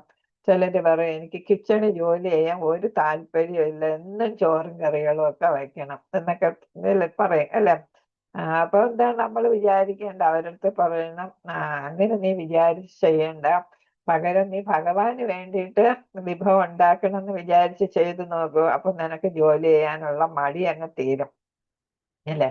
അപ്പൊ അത് ഉണ്ടാക്കുന്നതിൽ വൃത്തിയായിട്ട് ഉണ്ടാക്കിയിട്ട് ഭഗവാന് കുറച്ച് നീ വെച്ച് നോക്ക്. അത് കഴിഞ്ഞിട്ട് കുറച്ച് കഴിഞ്ഞിട്ട് അതെടുത്ത് കഴിക്കുക, എല്ലാവരും അത് കഴിക്കുക. അപ്പൊ നമുക്ക് വേണ്ടി എല്ലാം ഉണ്ടാക്കുന്ന എന്നുള്ള വിചാരം വരുമ്പോ നമുക്ക് ജോലി ചെയ്യാനൊന്നും ഒരു മടി കാണത്തില്ല. അങ്ങനെയൊക്കെ പറഞ്ഞ് കൂട്ടുകാരെയൊക്കെ അവർക്ക് നല്ലത് നമുക്ക് നല്ലതല്ലേ. അവർക്ക് എന്താണ് ഭഗവാന്റെ ഭക്തി കിട്ടുകയാണല്ലേ അവർക്ക്. അപ്പൊ നമ്മൾ ഇഷ്ടപ്പെടുന്നവരെ എല്ലാം നമുക്ക് ഭക്തിയിലോട്ട് കൊണ്ടുവരാൻ സാധിക്കും. എന്താണെന്ന് വെച്ചാല് അവര് നന്നായിക്കൊള്ളട്ടെ, അവർക്കും ക്രമേണ അവർക്കും ഒരു മോചനം കിട്ടും അല്ലേ. വീണ്ടും വീണ്ടും ജനിച്ച് മരിക്കാതിരിക്കാനുള്ള ഒരു അവസ്ഥ നമ്മൾ ഇഷ്ടപ്പെടുന്നവർക്കും വരണമെന്ന് നമ്മൾ ആഗ്രഹിക്കും അല്ലേ. നമ്മൾ മാത്രമല്ല, അവരും അങ്ങനെ ആകട്ടെ എന്ന് നമ്മൾ ആഗ്രഹിക്കാം. അതാണ് തുറന്ന മനസ്സെന്ന് നമ്മൾ പറയുന്നത് അല്ലേ. അങ്ങനെയുള്ള ഒരു മനോഭാവം നമ്മൾ വളർത്തിയെടുക്കണം. അപ്പൊ എല്ലാ പേരെയും നമുക്ക് ആവശ്യമുണ്ട്. സന്യാസിയാണെങ്കിലും ഗൃഹസ്ഥനാണെങ്കിലും പിന്നെ ബ്രഹ്മചാരിയാണെങ്കിലും പല പ്രൊഫഷനിൽ ഇരിക്കുന്നവരാണെങ്കിലും ബാങ്കുകാര്, അഭിഭാഷകര്, ഡോക്ടർ, അവരെല്ലാം നമുക്ക് ആവശ്യമാണ്. അപ്പൊ അവർക്ക് പല പല കാര്യങ്ങൾ ഇവിടെ ചെയ്യാനായിട്ട് സാധിക്കും. ക്ഷേത്രങ്ങളിൽ, ഇസ്കോൺ ക്ഷേത്രങ്ങളിലൊക്കെ അവർക്ക് ചെയ്യാനായിട്ട് സാധിക്കും. ഒരു പ്രത്യേക വ്യക്തിയോട് പ്രചാരണം ചെയ്യുമ്പോൾ നമ്മുടെ സമീപനം അവന്റെ കൃഷ്ണാവബോധത്തിന് ഏറ്റവും മികച്ചത് എന്താണെന്ന് ഉപദേശിക്കുന്നതായിരിക്കും. അപ്പൊ നേരത്തെ പറഞ്ഞ പോലെ ഒരു ഏതെങ്കിലും ഒരു പ്രൊഫഷനിൽ ചെയ്യുന്ന ആളാണെങ്കിലും അപ്പൊ അത് എങ്ങനെ അവന് ഏറ്റവും ശ്രേഷ്ഠമാക്കി അവന്റെ ജോലി നന്നായിട്ട് ചെയ്യാൻ പറ്റും, അല്ലെങ്കിൽ പഠനം എങ്ങനെ നന്നാക്കാൻ സഹായിക്കാം എന്നൊക്കെയുള്ള കാര്യങ്ങൾ നമ്മൾ പറഞ്ഞു കൊടുക്കുകയാണ് നമ്മൾ വേണ്ടത്. ഇപ്പൊ നമ്മൾ പറഞ്ഞില്ലേ, ഇപ്പൊ ഗൃഹസ്ഥാശ്രമിക്ക് നമ്മൾ അടുക്കള ജോലി ചെയ്യുന്ന കാര്യം പറയുമ്പോൾ അതെങ്ങനെ നന്നാക്കാം അല്ലേ. അപ്പൊ മനസ്സ് മാറ്റുകയാണ് അല്ലേ. അപ്പൊ സന്തോഷത്തോടെ അടുക്കളയിലെ ജോലി ചെയ്യാനായിട്ട് സാധിക്കും. അപ്പൊ പല പല ഉദ്യോഗങ്ങളിൽ ഇരിക്കുന്നവർക്കും കുട്ടികൾക്കും ഒക്കെ നമ്മളത് പറഞ്ഞു കൊടുക്കുക. അപ്പൊ ചില കുട്ടികൾക്ക് ഭയങ്കര പരീക്ഷാ പേടിയായിരിക്കാം. ആ പേടി മാറ്റാനായിട്ട് അവർക്ക് ഹരേകൃഷ്ണ നാമം ജപിക്കുക, അല്ലെങ്കിൽ ഒരു മാല ജപിക്കുക, അല്ലെങ്കിൽ കിടക്കുമ്പോ കീർത്തനം ചൊല്ലിക്കൊണ്ട് കിടക്കുക എന്നൊക്കെ നമ്മൾ പറയും. എണീക്കുമ്പോൾ അതേപോലെ ഭഗവാനെ സ്മരിച്ചുകൊണ്ട് എണീക്കുക. എന്തെങ്കിലും കീർത്തനം ചൊല്ലാൻ പറ്റുമെങ്കിൽ അതൊക്കെ ചൊല്ലി എണീക്കുക. അപ്പൊ നമുക്ക് അന്നത്തെ ദിവസം നന്നായിരിക്കും എന്നൊക്കെ പറഞ്ഞ് അങ്ങനെ കുട്ടിയുടെ ആ പരീക്ഷാ പേടിയൊക്കെ, ആ പരീക്ഷയ്ക്കും ഭഗവാൻ കൂടെ ഉണ്ടാകും എന്നൊക്കെ പറഞ്ഞ് അങ്ങനെ നമുക്ക് ആ പേടി മാറ്റാനായിട്ട് സാധിക്കും. പിന്നെ കൃഷ്ണന്റെ പടം കാണിച്ചു കൊടുക്കുമ്പോ എല്ലാം നല്ല ആകർഷണമാണ് അല്ലെ. സർവ ആകർഷകൻ എന്നാണ് കൃഷ്ണ എന്നുള്ള വാക്കിന്റെ തന്നെ അർത്ഥം. അപ്പൊ ഭഗവാന്റെ പുഞ്ചിരിച്ചുകൊണ്ടിരിക്കുന്ന പടം എല്ലാവർക്കും ഇഷ്ടമാണ്. കൊച്ചുകുട്ടിയൊക്കെയാണെങ്കിൽ ഒരു ഓടക്കുഴലും കൊടുത്തിട്ട് ആ കുട്ടിയെ കൃഷ്ണനെ പോലെ ഒരു മയിൽപ്പീലിയൊക്കെ വെച്ച് വേഷം കെട്ടിയാൽ അതൊക്കെ കുട്ടിക്ക് ഭയങ്കര ഇഷ്ടമായിരിക്കും. പേപ്പർ കൊണ്ട് തന്നെ നമുക്ക് വളയൊക്കെ ഉണ്ടാക്കാം, പേപ്പർ വളയുണ്ടാക്കാം. പിന്നെ ഇവിടെയൊക്കെ കെട്ടുന്ന അല്ലെ, ഭഗവാന്റെ ശരീരത്തിൽ പല ആഭരണങ്ങളുണ്ട്. അതൊക്കെ നമുക്ക് പേപ്പർ കൊണ്ട് പല കളറുള്ള പേപ്പറൊക്കെ കൊണ്ടൊക്കെ അതൊക്കെ ഉണ്ടാക്കി ഒരു മഞ്ഞ മുണ്ടൊക്കെ ഉടുപ്പിച്ച് ഒരു ഓടക്കുഴലൊക്കെ കൊടുത്ത് അങ്ങനെ വേഷം കെട്ടിക്കുമ്പോ ആ കുട്ടിക്ക് കൊള്ളാം. അപ്പൊ അങ്ങനെ കൃഷ്ണനോടൊരു ആകർഷണം കുട്ടിക്കുണ്ടാവും. അപ്പൊ അങ്ങനെയൊക്കെ നമുക്ക് കൊച്ചുകുട്ടികളെയൊക്കെ മാറ്റിയെടുക്കാം. ഭഗവാന്റെ പടം കാണിച്ചും ഭഗവാനെ പോലെ വേഷം കെട്ടിച്ചും വെക്കാം. ഹരേ കൃഷ്ണ. അപ്പൊ ഓരോരുത്തർക്ക് യോജിച്ച തരത്തിലാണ് നമ്മൾ ഉപദേശങ്ങൾ കൊടുക്കേണ്ടത്. യോഗ്യരായ ബ്രഹ്മചാരികൾ, യോഗ്യരായ ഗൃഹസ്ഥർ, യോഗ്യരായ വാനപ്രസ്ഥർ, സന്യാസികൾ, ഇവരെല്ലാം നമുക്ക് ആവശ്യമാണ്. അപ്പൊ 4 ആശ്രമ വ്യവസ്ഥയെ കുറിച്ച് ഇവിടെ പറയുന്നല്ലേ. ബ്രഹ്മചര്യം, ഗാർഹസ്ഥ്യം, വാനപ്രസ്ഥം, സന്യാസം. അപ്പൊ അവരെല്ലാം സ്യൂട്ടബിൾ ആയിട്ടുള്ള ആളുകളായിരിക്കണം എന്നാണ് പറയുന്നത്. അപ്പം അവരെ കൊണ്ട് നമുക്ക് പ്രചാരണം നടത്താനായിട്ട് നമുക്ക് സാധ്യമാകും എന്നാണ്. ഒരു വ്യക്തിക്ക് ഏറ്റവും മികച്ച ആത്മീയ പുരോഗതി കൈവരിക്കാൻ കഴിയുന്നിടവും ഒപ്പം ശീല പ്രഭുപാദരുടെ ദൗത്യം സേവിക്കാനും കഴിയുന്നത് പോലെ നാം അവരെ പ്രോത്സാഹിപ്പിക്കണം. അപ്പൊ പ്രഭുപാദരുടെ കഥകളൊക്കെ പറഞ്ഞു കൊടുക്കുക, കൃഷ്ണന്റെ കഥയൊക്കെ കുട്ടികൾക്ക് പറഞ്ഞു കൊടുക്കുക അല്ലെ. കൊച്ചുകുട്ടിയൊക്കെ എല്ലാം ഇഷ്ടമാണ്. അപ്പൊ അവരെ വധിച്ചു, ഇവരെ വധിച്ചു, അസുരന്മാരെയൊക്കെ വധിക്കുന്ന കാര്യം അതൊക്കെ കുട്ടികൾക്ക് കേൾക്കാൻ വളരെ ഇഷ്ടമായിരിക്കും അല്ലെ. അത്രയും വലിയ അസുരനെയാണ് ഈ ചെറിയ കുട്ടി പിന്നെ വധിച്ചത് എന്നൊക്കെ ആയിരിക്കും കുട്ടികൾ ചോദിക്കുന്നത്. അപ്പൊ വേറൊരു കഥ പറഞ്ഞിട്ടാന്നൊക്കെ പറഞ്ഞ് അങ്ങനെ അവരെ ഭഗവാനോട് ഇഷ്ടം തോന്നിക്കാം. പിന്നെ വലിയ മുതിർന്നവരാകുമ്പം എന്താ വേണ്ടത്, അവർക്ക് ശ്രീല പ്രഭുപാദർ എങ്ങനെയാണ് കൃഷ്ണാവബോധം പ്രചരിപ്പിച്ചത്, അങ്ങനെയാണ് ഏതാ ഇസ്കോൺ സ്ഥാപിച്ചത് വെറും 40 രൂപയും കൊണ്ടാണ്. അദ്ദേഹം ചരക്ക് കപ്പലിൽ 69ാമത്തെ വയസ്സില് ഒരു ചരക്ക് കപ്പലിലാണ്. കപ്പൽ എന്ന് പറയുമ്പോൾ തന്നെ സാധാരണ കപ്പൽ തന്നെയാണെങ്കിലും ഏതാണ് ഛർദിയും അല്ലെ കടൽ യാത്ര ചെയ്യുമ്പോൾ അപ്പൊ കടൽ യാത്ര നടത്തുന്നത് അതും വെറും ഒരു സൗകര്യം ഇല്ലാത്ത ചരക്ക് കപ്പലില് 69ാമത്തെ വയസ്സില് ഇദ്ദേഹം എവിടെ പോയത്? അമേരിക്കയിൽ. ഒരു അറിവും ഇല്ലാത്ത അല്ലെ വയസ്സായ ആള് സാധാരണ ഒരു ഡ്രസ്സും അല്ലെ അല്ലാതെ സ്യൂട്ടും കോട്ടും ഒന്നും ഇട്ടല്ല പോയത്, വിന്റർ ഡ്രസ് ഒന്നും ഇട്ടല്ല പോയത്. അപ്പൊ അങ്ങനെയുള്ള കാര്യങ്ങളൊക്കെ പറയുമ്പോൾ പ്രഭുപാദർ എത്രത്തോളം ബുദ്ധിമുട്ടുകൾ സഹിച്ചാണ് ഈ പ്രസ്ഥാനം കെട്ടിപ്പടുത്തതെന്നൊക്കെ മനസ്സിലാക്കും. അപ്പൊ അതാ ഞാൻ ചെറിയ ബുക്കുകളൊക്കെ വായിക്കണമെന്ന് പറഞ്ഞത്. പ്രഭുപാദരുടെ ലൈഫ് ഹിസ്റ്ററി ഒക്കെ അതിലുണ്ട്. എല്ലാ ബുക്കുകളിലും പ്രഭുപാദരെ കുറച്ച് എഴുതിയിട്ടുണ്ടാവും. അപ്പൊ അതൊക്കെ നമ്മൾ വായിച്ചു വരുമ്പോൾ നമുക്ക് പ്രഭുപാദരോട് തന്നെ ബഹുമാനം തോന്നും അല്ലെ. അപ്പൊ അദ്ദേഹത്തെ നമുക്ക് വേണ്ടിയല്ലേ അദ്ദേഹം ഇത്രയും കഷ്ടപ്പെട്ടത്. അല്ലെങ്കിൽ വൃന്ദാവനത്തിൽ സുഖമായിട്ട് താമസിക്കായിരുന്നു അല്ലെ, ഭഗവാനെ ഭജിച്ചുകൊണ്ട് അവിടെ താമസിക്കായിരുന്നു. പക്ഷെ നമുക്ക് വേണ്ടിയിട്ടാണ് എന്താണ് അമേരിക്ക. ഇവിടെ പറഞ്ഞാല് ആരും ചെവിക്കൊള്ളത്തില്ല. കാരണം അത് പറയുന്നുണ്ട് നമ്മൾ ഇന്ത്യയില് കൃഷ്ണാവബോധം പ്രചരിപ്പിക്കാനാണ് ബുദ്ധിമുട്ട്. കാരണം നമുക്ക് നേരത്തെ തന്നെ കുറെ കാര്യങ്ങൾ നമ്മുടെ മനസ്സിൽ ഇങ്ങനെ കിടപ്പുണ്ട്. നമ്മൾ 33 കോടി ദേവന്മാരെ ആരാധിക്കുന്ന ഒരു രീതിയൊക്കെ നമ്മുടെ മനസ്സിൽ പതിഞ്ഞിട്ടുണ്ട് അല്ലെ. അപ്പൊ ഒരാളിനെ ആരാധിക്കണമെന്ന് പറഞ്ഞാൽ പെട്ടെന്നൊന്നും നമുക്കത് ചെവിക്കൊള്ളാനായിട്ട് ഉൾക്കൊള്ളാനായിട്ട് പറ്റത്തില്ല. അതുകൊണ്ടാണ് പ്രഭുപാദർ എവിടെ പോയത്? അമേരിക്കയിൽ പോയി ഒന്നും അറിഞ്ഞുകൂടാത്തവരെ മാറ്റിയെടുക്കാൻ. നമ്മൾ പറയും കുറച്ചറിയാന്നുള്ളവരെ പഠിപ്പിക്കാൻ ബുദ്ധിമുട്ട്, ഒന്നും അറിഞ്ഞുകൂടാത്തവരെ പഠിപ്പിക്കാൻ എളുപ്പമാണ് അല്ലെ. അപ്പൊ ഒന്നും അറിഞ്ഞുകൂടാത്തവരെ ആണ് പ്രഭുപാദർ നന്നാക്കാൻ പോയത്. ഹിപ്പികളൊക്കെ സമൂഹത്തിൽ തള്ളിക്കളഞ്ഞവരാണ് അല്ലെ. അവരെ നന്നാക്കി എടുത്താണ് ഈ പ്രസ്ഥാനം ഉയർത്തിക്കൊണ്ടുവന്നത്. അപ്പൊ നമ്മളും അതേപോലെ എവിടെയാണ് നമ്മൾ ഏൽക്കുക എന്ന് വെച്ചാൽ അവർക്ക് വേണം പറഞ്ഞു കൊടുക്കാൻ. കുറച്ച് മനസ്സിൽ കുറെ കാര്യങ്ങളൊക്കെ ഇങ്ങനെ ശേഖരിച്ച് വച്ചിരിക്കുന്നവർക്ക് പറഞ്ഞ് മനസ്സിലാക്കിപ്പിക്കാൻ നമുക്ക് കൂടുതൽ ബുദ്ധിമുട്ടായിരിക്കാം. അതാണ് ഇന്ത്യക്കാരുടെ ഒരു പ്രത്യേകത എന്നാണ് ആചാര്യന്മാരും പ്രഭുപാദരും ഒക്കെ പറയുന്നത്. നാമനിഷ്ഠ പ്രഭുവും പറയുന്നതാണ്. നമ്മളെ ഇന്ത്യക്കാരാണെങ്കിൽ ബുദ്ധിമുട്ടാണ്. ഇപ്പോഴത്തെ ഇന്ത്യക്കാരെ പിന്നെ നന്നായി മനസ്സിലാക്കിക്കാന്ന് വെച്ചാൽ അവർക്ക് ഒരു വിവരം ഇല്ലാത്തത് കൊണ്ട് നമുക്ക് നാമനിഷ്ഠ പ്രഭു പറയുന്നു നമുക്കിപ്പോ ഒരു വിവരവും ഇല്ല, നമ്മൾ മുഴുവനായിട്ട് അങ്ങ് ഭൗതികതയെ മുഴുകി കിടക്കുന്നതുകൊണ്ട് നമുക്ക് വേണ്ടത്ര ആത്മീയമായിട്ടുള്ള ബോധം ഇല്ലാത്തത് കൊണ്ട് നമ്മള് നന്നാക്കി എടുക്കാൻ ഇപ്പൊ എളുപ്പമാണ്. പക്ഷെ അന്നത്തെ കാലത്ത് പ്രഭുപാദന്റെ കാലത്ത് അത് ബുദ്ധിമുട്ടായിരുന്നു. കാരണം എന്താണ്? ആര്യ സമാജം, അങ്ങനെ ഇങ്ങനെ ബ്രഹ്മസമാജം, അങ്ങനെ കുറെ സമാജങ്ങളുടെ അതിന്റെ ഇത് കഴിഞ്ഞിട്ട് വരുന്ന കാലമാണ്. അപ്പോഴെന്താണ് എല്ലാവരുടെയും മനസ്സിൽ കുറെ എന്തൊക്കെ ആശയങ്ങൾ ഇങ്ങനെ ഉള്ള കാലമാണ്. അപ്പൊ നന്നാക്കി എടുക്കാൻ ബുദ്ധിമുട്ടായിരുന്നു. ഹരേ കൃഷ്ണ. അപ്പൊ ഇവിടെ പറയുന്ന പ്രഭുപാദരുടെ ദൗത്യം സേവിക്കുവാനും കഴിയുന്ന പോലെ നാം അവരെ പ്രോത്സാഹിപ്പിക്കണം. അപ്പൊ ഗുരുവായിട്ട്, ആത്മീയ ഗുരുവായിട്ട് നമ്മൾ ആരെ മനസ്സിലാക്കി കൊടുക്കണം? പ്രഭുപാദരെ മനസ്സിലാക്കി കൊടുത്തിട്ട് അങ്ങനെ അവിടെ നിന്ന് നമുക്ക് പ്രചാരണം ചെയ്യാം. മറ്റൊരു ഭക്തൻ പ്രചാരണം ചെയ്യുമ്പോൾ നാം അടിസ്ഥാന മര്യാദകൾ പാലിക്കണം. എന്ന് വെച്ചാല് ഇപ്പൊ നിങ്ങളിൽ തന്നെ ഒരാൾ സംസാരിച്ചുകൊണ്ടിരിക്കുക പ്രഭുപാദനെ കുറിച്ചോ അല്ലെങ്കിൽ കൃഷ്ണാവബോധത്തെ കുറിച്ചോ സംസാരിക്കുമ്പോൾ അതിന്റെ ഇടയ്ക്ക് കയറി വേറൊരാൾ പറയാൻ വരും അല്ലെ. അപ്പൊ ആദ്യം പറഞ്ഞുകൊണ്ടിരിക്കുന്ന ആളിനെ തടസ്സപ്പെടുത്തി അല്ലെങ്കിൽ അതിന് വ്യത്യസ്തമായിട്ടുള്ള രീതിയിൽ പ്രചരണം നടത്തുക. അപ്പൊ എന്താണ് അവിടെ ഒരു കോൺഫ്ലിക്റ്റ് വരും അല്ലെ. ആര് പറയുന്നതാണ് ശരി, ഞാനിപ്പോ ആര് പറയുന്നത് അംഗീകരിക്കണോ എന്ന് കേൾക്കുന്ന ആളിന് തന്നെ ഒരു സംശയം വരും.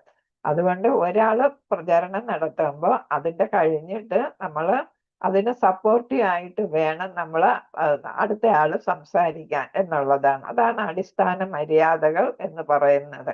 നമ്മൾ സാധാരണ സംസാരിക്കുമ്പോൾ അങ്ങനെ തന്നെ അല്ലേ. നമ്മൾ കൂട്ടം കൂടിയിട്ട് നമ്മൾ കുറച്ച് പേര് സംസാരിക്കുമ്പോൾ ഒരാൾ സംസാരിക്കുമ്പോൾ ആ ആളിന്റെ സംസാരിച്ച് തീർക്കാനുള്ള ഒരു അവസരം കൊടുക്കുക.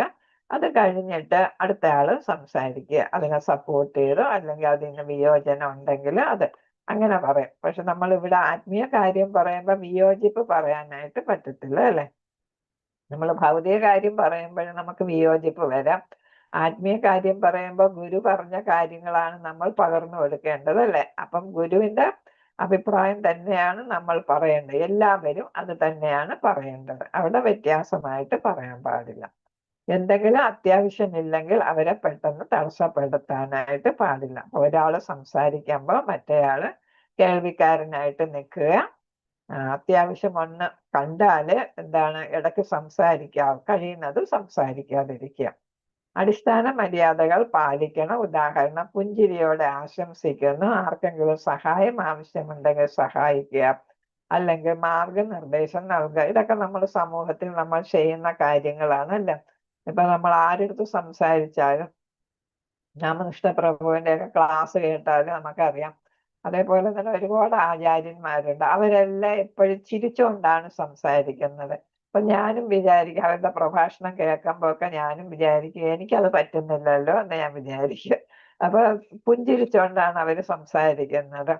അപ്പൊ ഗൗരാംഗദാസ് എന്ന് പറഞ്ഞ് ദർശൻ ദാസ്, അമരേന്ദ്രദാസ്, രാമകൃഷ്ണ പ്രഭു അവരൊക്കെ വലിയ വലിയ ആചാര്യന്മാരാണ്. അവരുടെ സംസാരമൊക്കെ കേൾക്കുമ്പോൾ അവരെപ്പോഴും പുഞ്ചിരിച്ചുകൊണ്ടാണ് സംസാരിക്കുക. നമ്മൾ നോക്കിയിട്ടില്ലേ, ഭഗവാനും എപ്പോഴും പുഞ്ചിരിച്ചുകൊണ്ടല്ലേ ഇരിക്കുക അല്ലെ? കൃഷ്ണനും എപ്പോഴും പുഞ്ചിരിക്കുകയാണ് അല്ലെ? ഭഗവാന്റെ പുഞ്ചിരിയാണ് എല്ലാവരെയും മയക്കുന്നത് അല്ലെ? അപ്പൊ അതുപോലെ നമ്മൾ ചെയ്യണമെന്നാണ്. നമ്മൾ സന്തോഷിക്കണമെന്നുള്ളതാണ്. ഭഗവാൻ എപ്പോഴും എല്ലാവരും സന്തോഷിക്കുന്നതാണ് ഭഗവാൻ ഇഷ്ടവും അല്ലെ? നമ്മളും അതുപോലെ ഭഗവാന്റെ മക്കളായിട്ടാണ് നമ്മൾ വരുന്നത്, ഭക്തരായിട്ട് വരുന്നു. അപ്പൊ നമ്മൾ എപ്പോഴും സന്തോഷിക്കണം. ഉള്ളത് കൊണ്ട് നമ്മൾ തൃപ്തിപ്പെടണം എന്നുള്ളതാണ്.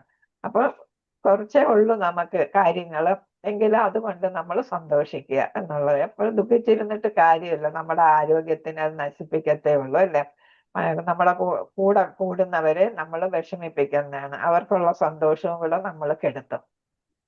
അപ്പൊ അതുകൊണ്ട് നമ്മൾ സന്തോഷിക്കുക എന്നുള്ളതാണ്. അപ്പൊ ആർക്കെങ്കിലും സഹായം ആവശ്യമുണ്ടെങ്കിൽ നമ്മൾ സഹായിക്കണം, അല്ലെങ്കിൽ എന്തെങ്കിലും ഗൈഡൻസ് കൊടുക്കാനുണ്ടെങ്കിൽ അതൊക്കെ നമുക്ക് ചെയ്യുക. അപ്പൊ നമ്മളൊരു സമൂഹ ജീവിയായിട്ടും കൂടെ ആയിരിക്കണം എന്നാണ് ഇവിടെ ഉദ്ദേശിക്കുന്നത്. നമ്മളല്ലാതെ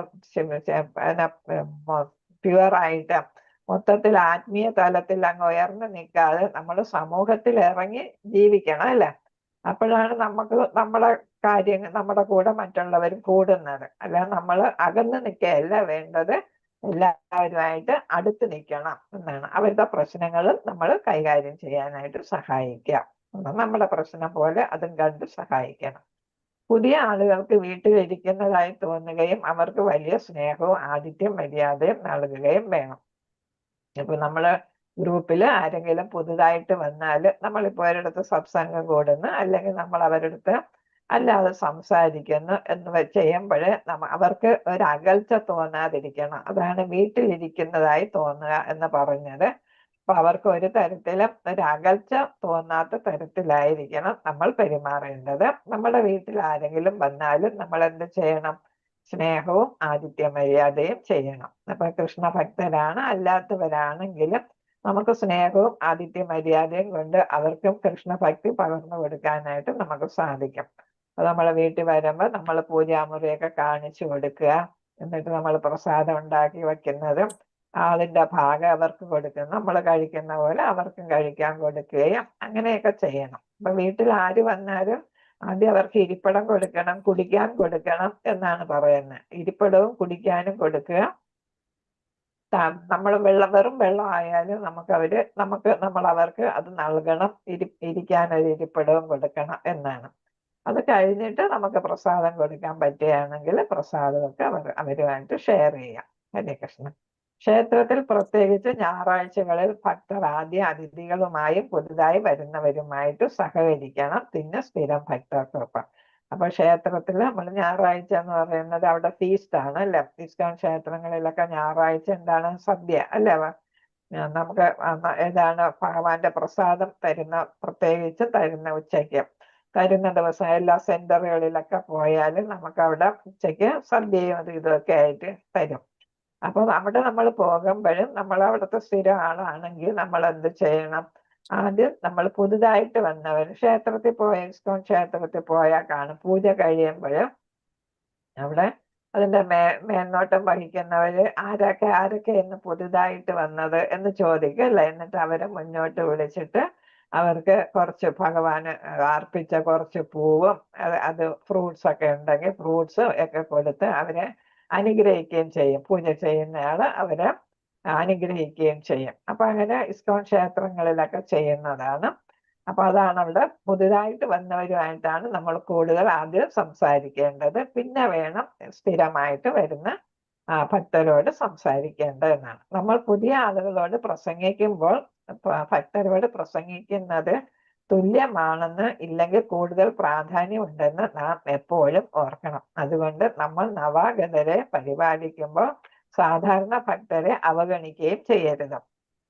അപ്പൊ നമ്മൾ ആദ്യം ഏതാണ് പുതിയ ആളുകളെയാണ് നമ്മൾ ചെയ്യുന്നതെങ്കിലും അവരോടാണ് കൂടുതൽ ആദ്യം സംസാരിക്കുന്നതെങ്കിൽ സ്ഥിരം വരുന്നവർക്ക് തോന്നരുത് ഞങ്ങൾ അവഗണിച്ചു എന്നുള്ള ഒരു തോന്നല് അവർക്കുണ്ടാകരുത്. അപ്പൊ നമ്മൾ അവിടെ ഒരു നയത്തിലൊക്കെയാണ് പെരുമാറേണ്ടത് അല്ലെ. അപ്പൊ നയം വേണം എന്നുള്ളതാണ് നമ്മൾ സാധാരണ പെരുമാറ്റ രീതി. അതൊക്കെയാണ് മര്യാദ. നമ്മൾ നേരത്തെ പറഞ്ഞു അല്ലെ, നമ്മുടെ മര്യാദകൾ കുറച്ച് അറിഞ്ഞിരിക്കണം. അപ്പൊ നമുക്ക് പെരുമാറാൻ അറിയണം. ഓരോരുത്തരെ കൈകാര്യം ചെയ്യേണ്ടത് എങ്ങനെയാണ് എന്നുള്ളത് നമ്മൾ അറിഞ്ഞ് ചെയ്യുക. പുറത്തുള്ള പ്രോഗ്രാമുകളിൽ പുതുമുഖങ്ങൾക്കും അതിഥികൾക്കും ചോദ്യങ്ങൾ ചോദിക്കുന്നതിന് മുൻഗണന നൽകാം. പ്രത്യേകിച്ച് സമയം പരിമിതമായിരിക്കുമ്പോൾ സാധാരണ ഭക്തർക്ക് പുതുമുഖങ്ങളെ അവരുടെ ചോദ്യങ്ങൾ ഉന്നയിക്കാൻ പ്രോത്സാഹിപ്പിക്കുന്ന അന്തരീക്ഷം സൃഷ്ടിക്കാം. അല്ലെങ്കിൽ പുതുമുഖങ്ങൾ അവരുടെ ചോദ്യങ്ങൾ പൂർത്തിയാക്കി കൂടുതൽ ചോദ്യങ്ങൾക്ക് ഇനി സമയമുണ്ടെങ്കിൽ പ്രസക്തമായ ചോദ്യങ്ങൾ ചോദിക്കാം. ഇപ്പൊ നമ്മള് നമ്മൾ ആരെങ്കിലും പ്രസംഗിക്കുക, നമ്മൾ ആചാര്യന്മാരൊക്കെ നമ്മൾ ക്ഷേത്രത്തിൽ പോകുമ്പോൾ അറിയാമല്ലോ, ഞായറാഴ്ചയൊക്കെ നമ്മൾ പോകുമ്പോൾ ഒരു ആചാര്യൻ പ്രസംഗിക്കുക അല്ലെ. വ്യാസപീഠത്തിലിരുന്ന ഒരാള് ഏതെങ്കിലും ഒരു ഭഗവത്ഗീതയുടെ അല്ലെങ്കിൽ ഭാഗവതത്തിന്റെ ഏതെങ്കിലും ശ്ലോകങ്ങൾ എടുത്ത് ചൊല്ലി നമ്മളെ കൊണ്ടൊക്കെ ചൊല്ലിച്ച് അതിന്റെ അർത്ഥവും പിന്നെ അതിനെക്കുറിച്ചുള്ള വിശദീകരണവും ഒക്കെ നൽകും. അപ്പൊ അത് കഴിഞ്ഞിട്ട് ആർക്കെങ്കിലും എന്തെങ്കിലും സംശയം ചോദിക്കാനുണ്ടോ അല്ലെങ്കിൽ ഏതെങ്കിലും കൂട്ടിച്ചേർക്കാനുണ്ടോ എന്നൊക്കെ ചോദിക്കും. അങ്ങനെ ചോദിക്കുമ്പോൾ സ്ഥിരം വരുന്ന മുതിർന്ന ഭക്തർ ആദ്യമേ ചാടിക്കേറി സമയം മുഴുവൻ സ്വന്തമാക്കി ചോദ്യങ്ങൾ ചോദിക്കാതെ പുതുതായിട്ട് വന്നവർക്ക് ചോദ്യങ്ങൾ ചോദിക്കാനായിട്ട് അവസരം കൊടുക്കുക. പിന്നീട് അപ്പൊ നമ്മൾ ഏതാണ്ട് പ്രസാദം കഴിക്കാനൊക്കെ ഉള്ള സമയം ആകുകയാണെങ്കിൽ നമ്മുടെ ചോദ്യങ്ങളൊക്കെ നമ്മൾ അന്ന് ചോദിക്കണ്ട, പിന്നെ സമയം കിട്ടുന്നതനുസരിച്ച് നമ്മൾ ചോദിക്കുക. എന്നാൽ ആർക്ക് മുൻഗണന കൊടുക്കണം? പുതുതായി വന്നവർക്ക് മുൻഗണന കൊടുക്കണം. എന്ന് വെച്ചാൽ നമ്മൾ അവരെ നമ്മുടെ സമൂഹത്തിൽ പെടുത്തുന്നു, അവരെ അംഗീകരിക്കുന്നു എന്നൊക്കെ കാണിക്കുന്നതാണ് അവർക്ക് ഈ അവസരം കൊടുക്കുന്നത് കൊണ്ട് ഉദ്ദേശിക്കുന്നത്. ചിലപ്പോൾ പൊട്ട ചോദ്യങ്ങളായിരിക്കും ചോദിക്കുന്നത് അല്ലെ. എന്നാലും നമ്മൾ വളരെ സമയം കളിയാക്കുക അങ്ങനെ ഒന്നും ചെയ്യാതെ സപ്പോർട്ട് ചെയ്യണം. ചോദ്യങ്ങൾ ചോദിക്കാനായിട്ട് സപ്പോർട്ട് ചെയ്യണം. അത് അങ്ങനെയാണ് കൈകാര്യം ചെയ്യേണ്ടത്. എന്നിട്ട് അവരെ നമ്മുടെ ഗ്രൂപ്പിൽ ചേർക്കണം. അല്ലെങ്കിൽ പിന്നെ ഒരു ദിവസം വന്ന ഭക്തര് പിന്നെ വരത്തില്ല അല്ലെ. അപ്പൊ അവർക്കൊരു അംഗീകാരം ഉണ്ടാകും. നമ്മളെ ഒരു പ്രകൃതിയുള്ള ഒരു സ്വഭാവമാണ് അല്ലെ അംഗീകാരം കിട്ടുക എന്നുള്ളത് അല്ലെ. അപ്പൊ അവരെ അംഗീകരിച്ചു കഴിയുമ്പോഴത്തേക്ക് അവര് നമ്മുടെ കൂട്ടത്തിലെ ഒരാളായിട്ട് മാറും. അവരവരുടെ ഫ്രണ്ട്സിനെ ഒക്കെ കൊണ്ടുവരും, അങ്ങനെ വീട്ടുകാരെ ഒക്കെ കൊണ്ടുവരും. അങ്ങനെ നമുക്ക് നമ്മുടെ സത്സംഗം വളരെ നന്നായിട്ട് പോകും. അപ്പൊ ഒരുപാട് ആളുകളൊക്കെ വരുമ്പോൾ നമുക്ക് കൂടുതൽ കാര്യങ്ങൾ അറിയാം. പലരിൽ നിന്ന് നമ്മൾ കേട്ട് നമ്മളൊരു സത്സംഗത്തിന് പോകുമ്പോൾ ആയിരിക്കും നമ്മൾ അതുവരെയും കേട്ടിട്ടില്ലാത്ത കാര്യങ്ങൾ കേൾക്കുന്നത്, ആചാരങ്ങൾ മനസ്സിലാക്കുന്നത് അല്ലെ. സത്സംഗത്തിന് പോകുമ്പോഴാണ് പുതിയ പുതിയ ആചാരങ്ങൾ, രീതികളൊക്കെ, ക്ഷേത്രത്തിലെ രീതി എങ്ങനെയാണ് എന്നൊക്കെയുള്ള കാര്യങ്ങളൊക്കെ നമുക്ക് മനസ്സിലാക്കാനായിട്ട് സാധിക്കുന്നത്. ഭഗവാനെ പറ്റി പ്രചാരണം ചെയ്യുന്നതിന്റെ പേരിൽ രാജ്യത്തെ നിയമങ്ങൾ ലംഘിക്കുന്നതിനെ പറ്റി വാദിക്കരുത്, പ്രസംഗിക്കരുത്. ഭക്തരും ഈ നിയമങ്ങൾ പാലിക്കണം. അപ്പോൾ നമ്മൾ ഒരു രാജ്യത്തെ ഇപ്പൊ ഇന്ത്യയിൽ താമസിക്കുന്നു അല്ലെങ്കിൽ കേരളത്തിൽ താമസിക്കുന്നു. അപ്പൊ നമ്മൾ ഭാരതത്തിലെ പൗരന്മാരുടെ അവരെ ബാധിക്കുന്ന എല്ലാ നിയമങ്ങളും നമ്മൾ അതേപോലെ തന്നെ പാലിക്കണം. ഇപ്പം ബൈക്ക് വെച്ച് ഇപ്പൊ ക്ഷേത്രം എന്ന് പറഞ്ഞിട്ട് അയൽവക്കക്കാര് എല്ലാ വീടുകളിലെ മറ്റേ വിദ്യാഭ്യാസ സ്ഥാപനമൊക്കെ ഉണ്ടായിരിക്കും. അവർക്കൊക്കെ ശല്യം ഉണ്ടാകുന്ന തരത്തിൽ മൈക്ക് വെക്കുക, ഭയങ്കര ശബ്ദം കൂട്ടിയൊക്കെ വെക്കുക, അതൊക്കെ പാടില്ല എന്നുള്ളതാണ്. അപ്പൊ നമ്മൾ മറ്റുള്ളവരുടെ അവകാശങ്ങൾ അതിന് കോട്ടം തട്ടുന്ന തരത്തിലൊന്നും നമ്മൾ പ്രവർത്തിക്കാൻ പാടില്ല. നമ്മുടെ വീട്ടിലാണെങ്കിലും നമ്മൾ സത്സംഗമൊക്കെ നമ്മുടെ വീട്ടുകളിൽ വെച്ച് ചെയ്യുകയാണെങ്കിലും അയൽ വീട്ടുകാർക്കൊന്നും ചിലപ്പോൾ ഇതിലൊന്നും താല്പര്യം കാണത്തില്ല. ചിലപ്പോൾ വേറെ മതക്കാരായിരിക്കാം. അപ്പൊ അവർ വേറെ മതം എന്ന് വിചാരിച്ചിട്ട് അവരുടെ അവകാശം, പൗരന്റെ അവകാശം നമ്മളെ പോലെ തന്നെ അവർക്കും ഉള്ളതാണ് അല്ലെ. അപ്പൊ നമുക്ക് അവകാശം ഉണ്ടെങ്കിൽ അവർക്കും അവകാശമുണ്ട്. അപ്പൊ നമ്മൾ എന്താ ചെയ്യേണ്ടത്? ഒരു നാണയത്തിന്റെ രണ്ട് വശങ്ങളാണ് അവകാശവും ഉത്തരവാദിത്വം എന്ന് പറയുന്നത് അല്ലെ. അപ്പൊ നമുക്ക് അവകാശം ഉണ്ടെങ്കിൽ നമുക്ക് ഉത്തരവാദിത്വം ഉണ്ട്. നമ്മുടെ ഇവിടുത്തെ ഉത്തരവാദിത്വം എന്താണ്? മറ്റുള്ളവരെ നമ്മൾ ഒരു തരത്തിലും പ്രകോപിപ്പിക്കരുത്, അവർക്ക് ഒരു തരത്തിലും ബുദ്ധിമുട്ടുണ്ടാക്കരുത്, ശല്യമാകരുത് എന്നുള്ള. അപ്പൊ ശല്യമായ കൃഷ്ണാവബോധത്തിന് തന്നെ അത് കേടായിട്ട് വരും അല്ലെ. അപ്പൊ അതുകൊണ്ട് മറ്റുള്ളവർക്ക് ശല്യം ഉണ്ടാകാതെ ആയിരിക്കണം നമ്മൾ നമ്മൾ നിയമങ്ങൾ പാലിച്ചു വേണം ചെയ്യേണ്ടത്. ഇപ്പൊ പ്രസംഗിക്കുകയാണെങ്കിലും ഒക്കെ മറ്റുള്ളവർക്ക് ബുദ്ധിമുട്ടുണ്ടാകുന്ന തരത്തിലാകരുത്. നമ്മൾക്ക് വിഭാഗീയത ഇല്ല. പ്രമാണപരമായ എല്ലാ മതപരവും ആത്മീയവുമായ പാതകളെയും നാം ബഹുമാനിക്കണം. അപ്പൊ കൃഷ്ണാവബോധം എന്ന് പറയുന്നത് ഹിന്ദു മതത്തിന്റെ ഒന്നായിട്ടല്ല പറയുന്നത്. പിന്നെ നമ്മൾ ആത്മീയമായിട്ട് ഭഗവാന്റെ ഭക്തർ എന്നുള്ളതേ ഉള്ളൂ. അല്ലാതെ ഇത് ഹിന്ദു മതത്തിന്റെ ഭാഗമാണെന്ന് ഒരിക്കലും പറയുന്നില്ല. അപ്പൊ ഹിന്ദു എന്നുള്ള വാക്ക് തന്നെ ഉപയോഗിച്ചത് വിദേശികളാണ് എന്നാണ്. പാർബികളും അവരൊക്കെ വന്നപ്പോഴാണ് ഇന്ത്യക്കാരെല്ലാം ഹിന്ദുക്കളെന്ന് പറഞ്ഞ് മുദ്ര കുത്തിയത് എന്നാണ്. അപ്പൊ നമ്മൾ ഹിന്ദു എന്നുള്ള വാക്കല്ല. അപ്പൊ ഇവിടെ ക്രിസ്ത്യാനിയോ മുസ്ലിങ്ങളോ ഹിന്ദുക്കൾ, ഇപ്പം മുസ്ലിം എന്ന് പറഞ്ഞിരുന്ന ആരാണ്? ഹരിദാസ് ഠാക്കൂർ അല്ലെ. അദ്ദേഹം ഭഗവാന്റെ ഉത്തമ ഭക്തനായിട്ട് മാറി. അപ്പൊ അവിടെ മുസ്ലിം എന്നുള്ള മുദ്ര കുത്താനായിട്ട് നമ്മൾ ശ്രമിക്കരുത്. ക്രിസ്ത്യാനിയെന്നോ മുസ്ലിം എന്നോ ജൂയിഷ് ആളാണെന്നോ അങ്ങനെയൊന്നും ആരെയും നമ്മൾ മുദ്ര കുത്തരുത്. അവരൊക്കെ അവരവരുടെ വിശ്വാസം അനുസരിച്ച് കാര്യങ്ങൾ ചെയ്യുന്നു. നമ്മൾ നമ്മുടെ വിശ്വാസം അനുസരിച്ച് നമ്മൾ ചെയ്യുന്നു അല്ലെ. അപ്പൊ ആരെയും ജാതിയുടെയും മതത്തിന്റെയും പേരിൽ നമ്മൾ അകറ്റി നിർത്തണ്ട. അപ്പൊ നമ്മൾ നല്ല രീതിക്ക് പെരുമാറുമ്പോൾ അവർക്ക് ഇങ്ങോട്ട് ആകർഷണം തോന്നി അവരിങ്ങോട്ട് വന്നേക്കാനുള്ള സാധ്യതയുണ്ട്. അപ്പൊ അതുകൊണ്ട് എല്ലാ മതപരവും ആത്മീയവുമായ പാതകളെയും നമ്മൾ ബഹുമാനിക്കണം. ഹിന്ദുവെന്നോ ക്രിസ്ത്യനെന്നോ മുസ്ലിമെന്നോ ഒന്നും പറഞ്ഞിട്ട് ആരെയും തള്ളരുത്. ഭഗവാന് ജാതിയും മതമൊന്നും ഇല്ല അല്ലെ. ഭഗവാന്റെ അംശമായിട്ടുള്ള ആത്മാക്കൾ മാത്രമേ ഉള്ളൂ അല്ലെ. അപ്പൊ ക്രിസ്ത്യാനി ആയാലും മുസ്ലിം ആയാലും ഹിന്ദു ആയാലും ഭഗവാനെ സംബന്ധിച്ചിടത്തോളം ഭഗവാന്റെ ഒരു അംശം എന്നാണ്. ആ തിയറിയാണ് നമ്മൾ പാലിക്കേണ്ടത്. അല്ല ഹിന്ദു എന്നോ ക്രിസ്ത്യാനിയെന്നോ മുസ്ലിം എന്നോ അല്ല എന്നാണ് ഇവിടെ പറയുന്നത്. പ്രത്യേകിച്ച് നമ്മൾ മറ്റു വൈഷ്ണവ സമ്പ്രദായങ്ങളോട് പ്രത്യേക ബഹുമാനവും കാണിക്കണം. ഇപ്പൊ 4 സമ്പ്രദായങ്ങളുണ്ടല്ലോ. ശ്രീ സമ്പ്രദായം, കുമാര സമ്പ്രദായം, പിന്നെ നമ്മുടെ ബ്രഹ്മ അല്ലെ. ബ്രഹ്മാവിൽ നിന്നും ബ്രഹ്മ, മാധവ, ഗൗഡീയ സമ്പ്രദായം, പിന്നെ ഭഗവാൻ ശിവനിൽ നിന്ന് വന്ന രുദ്ര സമ്പ്രദായം അല്ലെ. അപ്പൊ എല്ലാ സമ്പ്രദായങ്ങളുടെ ഉദ്ദേശം ഏത് തന്നെയാണ്? ഭഗവാനിൽ എത്തിച്ചേരുക തന്നെയാണ്. അപ്പൊ അതുകൊണ്ട് നമ്മൾ മറ്റു വൈഷ്ണവ സമ്പ്രദായങ്ങളോടും നമ്മൾ പ്രത്യേകം ബഹുമാനം കാണിക്കണം എന്നാണ് ഇവിടെ പറയുന്നത്. കൃഷ്ണ സമയമായല്ലേ. അപ്പൊ നമുക്കിവിടെ അടുത്ത് വേറൊരു ഇതാണ്. അപ്പൊ ഇവിടെ നമുക്ക് നിർത്താം. ഒരുപാട് പറഞ്ഞ എല്ലാം കേട്ടാല് ഒന്ന് മനസ്സിലാകാതെ പോകും. കൃഷ്ണ കൃപാസിന്ധുഭ്യേമജ പതിദാന പാവനേഭ്യോ വൈഷ്ണവേഭ്യോ നമോ നമഃ. അനന്തകോടി വൈഷ്ണവ ഭക്തവൃന്ദ കീ ജയ്. ശ്രീല പ്രഭുപാദർ കീ ജയ്. ഗുരു മഹാരാജ് കീ ജയ്. ഗൗരനിതായ പ്രേമാനന്ദ ഹരി.